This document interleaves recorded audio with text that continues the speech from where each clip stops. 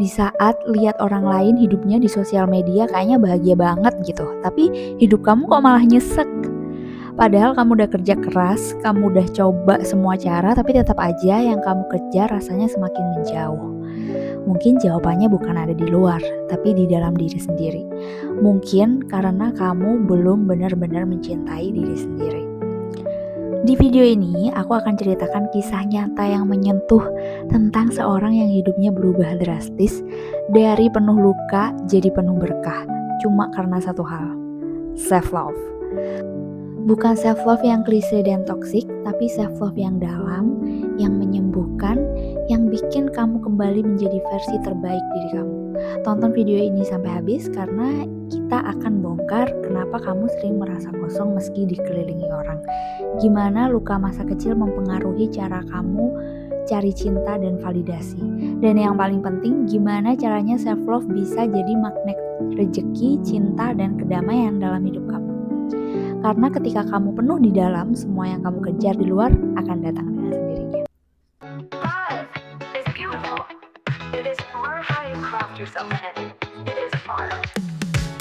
Halo guys, biar gak bosan, hari ini kita keluar jalan-jalan. Aku di sebuah cafe yang sejuk banget, cozy di sini karena kayak hijau, banyak tanaman hijau-hijau gitu. Terus juga di pinggir jalan raya, terus anginnya juga ini banget, anginnya kencang jadi sejuk gitu, pokoknya enak banget di sini. Sambil ngopi aku akan cerita soal self love. Jadi kemarin itu ada salah satu ibu-ibu gitu ya, kayak dia tuh merasa suaminya itu, kok suami aku ada apa ya, kayak curigaan, jangan-jangan suami aku selingkuh dan lain sebagainya, terus anak-anaknya itu menjauh, kayak gitu-gitulah pokoknya. Dia jadi emosian, terus kayak dia jadi kekurangan finansial karena kayak hidupnya stres terus dia, pokoknya jadi desperate gitu. Dan setelah aku ajak ngobrol ibu ini lama gitu ya, kayak mengeluarkan segala unek-uneknya, barulah aku menyimpulkan bahwa ternyata menurut aku ibu ini tuh masih kurang self love gitu. Jadi kurang self love tuh gimana? Ketika kamu itu kurang self love, tangki cinta kamu itu kosong, kamu itu akan bergantung untuk orang lain gitu, dan itu adalah energi desperate. Nah dari situ aku bilang sama ibu ini, coba bu mulai belajar self love gitu. Kalau misalkan kita udah punya self love, kita udah mencintai diri kita sepenuhnya gitu, kita nggak akan butuh cinta dari orang lain karena tangki cinta kita udah penuh. Nah kalau tangki cinta kita udah penuh ini, kita akan lebih flowing gitu hidupnya. Jadi ya aku percaya pasangan aku nggak akan selingkuh kok. Kalau misalkan pasangan aku selingkuh ya udah gitu, nggak akan apa ya, sedesperate itu gitu, ya udah tinggalin aja gitu. Nah, sebulan kemudian ibu ini datang ya. Terus dia ngechat aku dan dia mulai belajar self love, dan banyak keajaiban-keajaiban yang terjadi di hidupnya setelah dia self love. Nah, ini aku akan kasih spill chatnya dia dan apa ya, voice note-nya dia gitu ya. Siang Mbak Depi, aku mau menceritakan tentang perjalanan self love-ku ya Mbak. Bulan lalu kan aku dapat tugas dari Mbak Devi terkait self love. Nah di sini aku mau cerita beberapa waktu yang lalu dari Mbak Devi ngasih tugas itu pelan-pelan aku buka-buka YouTube, buka-buka semua hal yang terkait tentang penerimaan diri. Mulai dari bercermin, ngobrol sama diri sendiri, bahkan jujur dengan diri sendiri yang paling dalam. Terus kalau misalkan ada trigger pun aku kayak gini bilangnya sama diri sendiri, yang selalu nemenin aku tuh ya diri aku sendiri, gak ada orang lain. Intinya tuh aku gak mau nyakitin diri sendiri gitu Mbak. Udah cukup berpuluh-puluh tahun menjadi orang lain, misalkan pakai skincare dokter hanya karena wajah aku dibilangin kusam lah atau apa gitu. Itu alasan yang begitu-begitu tuh aku jujur sama diri sendiri, kemudian ya penerimaan gitulah. Setelah itu ngobrol aja, sering ngobrol sama diri sendiri, sering diam. Sudah seminggu ini sih suami aku tuh kayak tiba-tiba ngomong tiba-tiba uring-uringan lah. Terus kayak kamu nih gak merhatiin aku lah atau apalah gitu yang ribut. Kayak dia mencari perhatian aku gitu Mbak, karena memang aku kayak gini loh sekarang tuh, daripada aku lihat handphone dia buka-buka cari-cari sesuatu yang bikin sakit hati, untuk apa gitu. Toh kalaupun dia nggak ngasih kasih sayang, ya udah aku ugal-ugalan aja deh kasih sayangnya untuk diri aku sendiri. Walaupun aku belum pegang uang yang yang bisa untuk merawat tubuh, ya pelan-pelan dari wajah aku, dari apapun itu yang bisa aku penuhi untuk diri aku sendiri gitu, atau intermittent fasting kayak atau apalah yang bikin aku happy, yang bikin aku ngerasa ya aku mencintai diri aku, pelan-pelan mengakui, pelan-pelan jujur pada diri sendiri, pelan-pelan kalaupun aku menyakiti diri itu aku minta maaf sama diri aku sendiri. Maksudnya ada hikmah yang bisa aku petik gitu, ya fokus sama diri sendiri gitu loh, fokus sama diri sendiri yang aku nggak musingin yang di luar gitu, kayak cari perhatian yang ini orang air kecil banget sih. yang bikin lucunya lagi, suami aku sering nyita handphone aku Mbak. Tapi aku semaksimal mungkin aku tuh untuk mencintai diri aku dulu, bahkan aku udah merasa utuh dengan diri aku sendiri. Setelah Mbak nyadarin aku tentang self love itu, aku banyak-banyak menyadari hal yang yang bikin aku tuh pelan-pelan mengenal diri aku sendiri, bahkan betapa Tuhan itu sayang benar sama aku.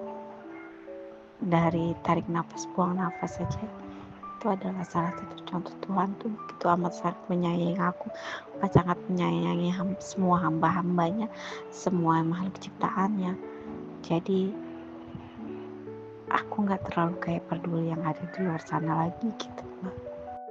Nah, ini ada juga pesannya, aku bacain, yang bikin aku terharu bulan kemarin itu Mbak Devi, di akhir bulan aku ngerasa kaya banget.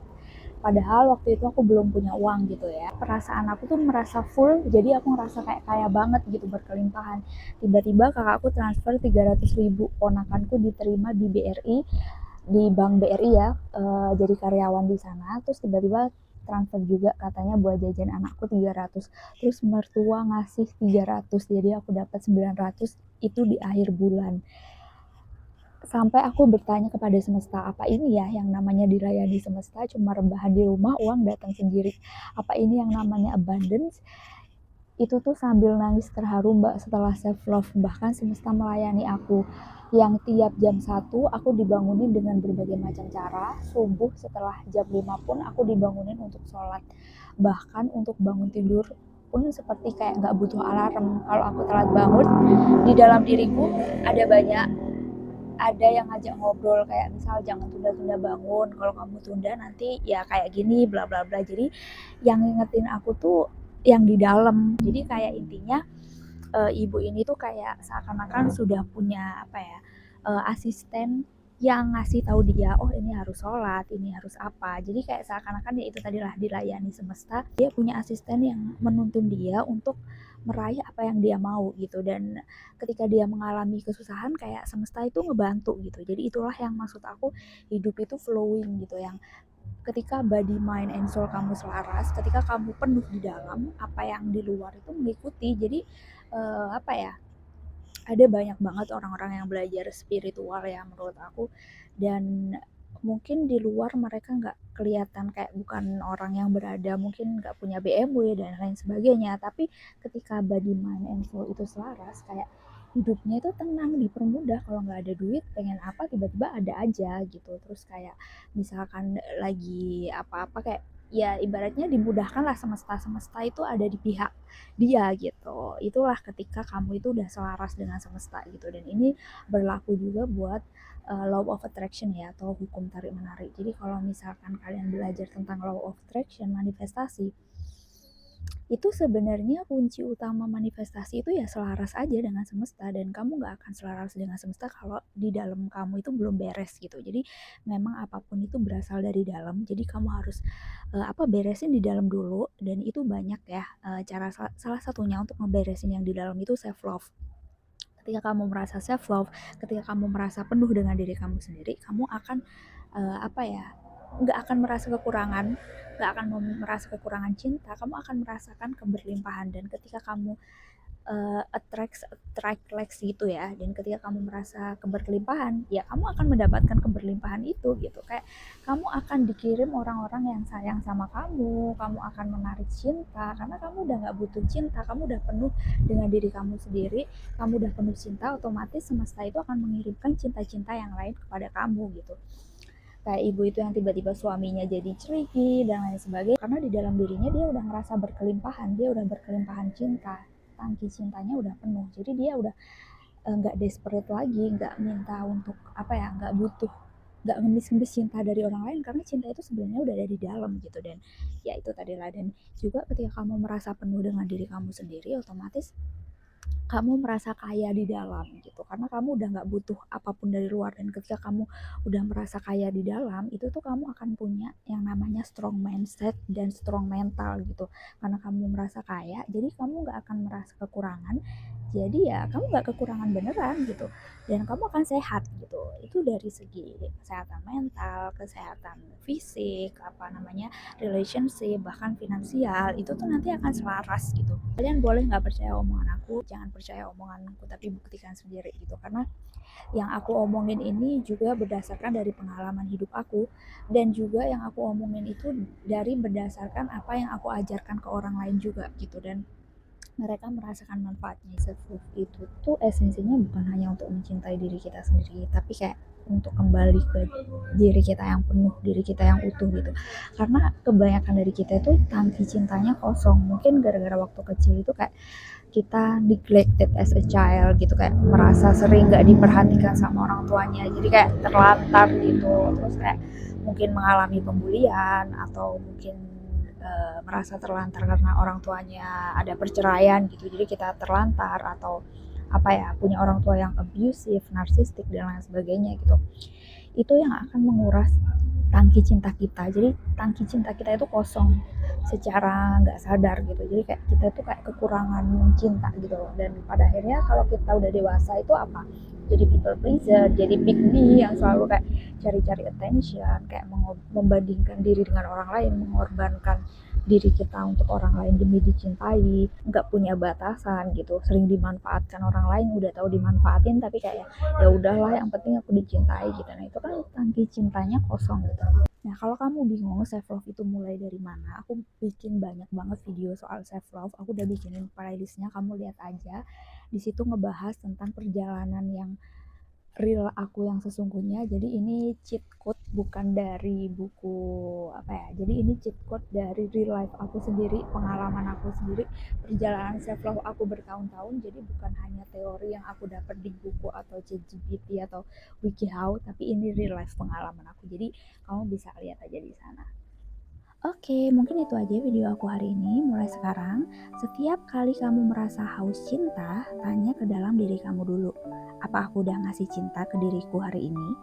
Kalau jawabannya belum, yuk mulai hari pertamamu di Self Love Project bareng aku. Klik link di deskripsi ya. Satu langkah kecil hari ini bisa mengubah 1 tahun hidupmu ke depan. Ayo komit ke diri sendiri. Gak ada yang bisa nyelamatin kamu selain diri kamu sendiri. Kamu pemeran utama dalam hidup kamu. Kalau kamu siap menjadi penyelamat bagi diri kamu, klik like, subscribe, dan mulai perjalananmu bareng Soulboat sekarang.